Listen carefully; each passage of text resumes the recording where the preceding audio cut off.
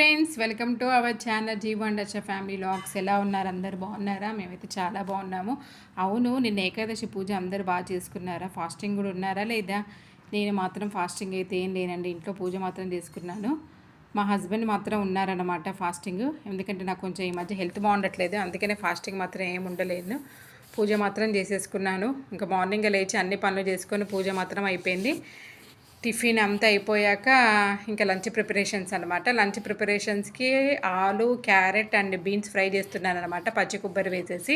చాలా టేస్టీగా ఉంటుందండి. ఎందుకంటే బీన్స్ కొన్నే ఉన్నాయి, క్యారెట్ కొన్నే ఉంది, అదేవిధంగా ఆలు ఉన్నాయి లేకండి, ఇంకా ఆలు కూడా ఉంటే బాగుంటుంది. ట్రై కలర్ కర్రీ అనమాట. ఇంక ఇది వచ్చేసి గోంగూర పచ్చడి తాలింపు అనమాట. ఇదిగోండి, గోంగూర పచ్చడి కూడా చేసేసాను.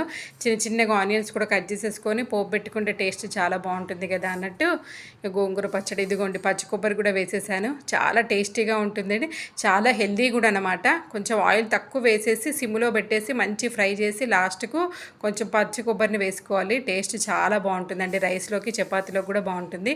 ఇంకా నేను ఇది చేసేలోపు మా పిల్లలకి టిఫిన్ తర్వాత మధ్యలో స్నాక్ ఉండాలి కదా, అందుకని ఒక 2 యాపిల్స్ కట్ చేసి ఇచ్చానమాట. ఇంకా అదే తింటున్నారు. ఇంకా మధ్య మధ్యలో నేను కూడా తింటూ ఉన్నానమాట.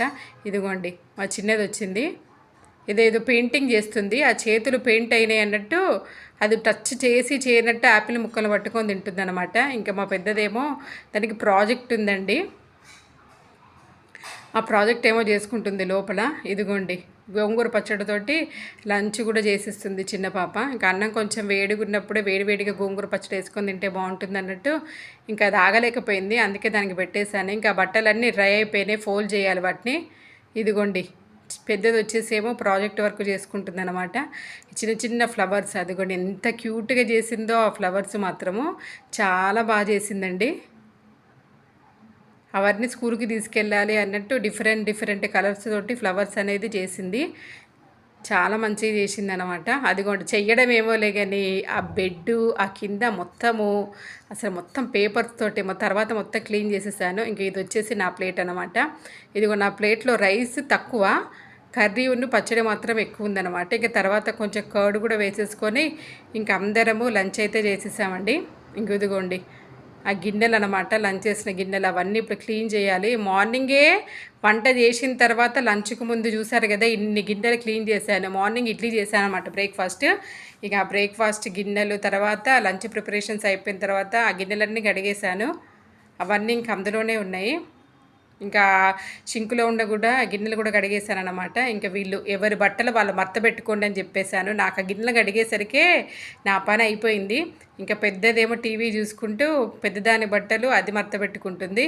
ఇంకా నెక్స్ట్ చిన్నదానికి కూడా చెప్పేశాను, మీ బట్టల వరకు మీరు మర్త పెట్టుకొని మీ కబోర్డ్లలో పెట్టేసుకోండి అంటే ఇంకా సరే అన్నట్టు ఒకరి తర్వాత ఒకరు బట్టలు మర్త పెట్టేసుకొని వాళ్ళ కబోర్డ్లలో నీట్గా అయితే పెట్టేసుకున్నారండి.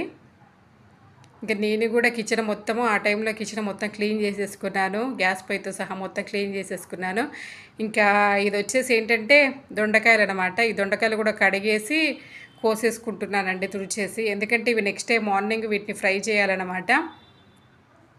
ఎందుకంటే ఈవినింగ్ కొంచెం పనులు బయటికి వెళ్ళేది ఉంది. బయటకంటే ఎక్కడికో కాదండి, టెంపుల్కి వెళ్ళాలి. ఇంకా మా హస్బెండ్ వచ్చాక మళ్ళీ తొందర రెడీ అయ్యి వెళ్ళాలి. వచ్చాక మళ్ళీ కూరగాయలు కట్ చేయడానికి టైం ఉంటుందో ఉండదో అనేసి ఇంకా సర్లే ఎట్లాగో ఇప్పుడు కొంచెం ఫ్రీ టైం ఉంది కదా అన్నట్టు ఇంకా ఆ దొండకాయలు తీసేసుకొని చిన్నగా కట్ చేసుకుంటున్నాను ఫ్రై కోసము. ఎందుకంటే నెక్స్ట్ డే మార్నింగే ద్వాదశి కదా, ఆ రోజు మార్నింగ్ ఫుడ్ చేయాలి కాబట్టి కట్ చేసి పెట్టుకుంటే ఫాస్ట్గా అయిపోతుంది కదా, మళ్ళీ పిల్లలు లంచ్ బాక్స్లో కూడా కావాలి. ఇదిగోండి వచ్చేసారు మా హస్బెండ్, ఇంట్లో పూజ సాయంత్రం పనులన్నీ అయిపోయాయి.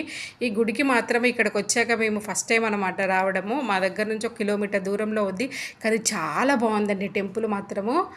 హనుమంతుడు, ఆంజనేయ స్వామి, అమ్మవారు, శివుడు, వెంకటేశ్వర స్వామి అందరు ఉన్నారనమాట. చాలా పీస్ఫుల్గా అనిపించింది. ఇక తొలి ఏకాదశి అయ్యేసరికి జనాలు కూడా ఇంక అప్పుడప్పుడే వస్తున్నారు, ఎందుకంటే వర్షం పడిందండి, పెద్ద వర్షం పడిపోయింది. అందుకని ఇంకా మెల్లమెల్లగా వస్తున్నారనమాట. ఇంకా ఒకరి తర్వాత ఒక దేవుడి తర్వాత ఇంకా ఒక్కొక్క దేవుడి దగ్గరికి వెళ్ళేసి ఇంకా మనస్ఫూర్తిగా దండం పెట్టుకొని ఇంకా గుడి అంతా చూస్తూ ఉన్నామన్నమాట. చాలా పీస్ఫుల్గా అనిపించిందండి ఈ టెంపుల్ మాత్రము. కానీ నాకైతే బెంగళూరు మాత్రం చాలా మిస్ అయిన ఫీలింగ్ వచ్చిందనమాట. అక్కడ నరసింహస్వామి గుళ్ళో మాత్రము ఈరోజు అభిషేకాలు పూజలు అన్నీ చాలా బాగా చేస్తారండి అసలు.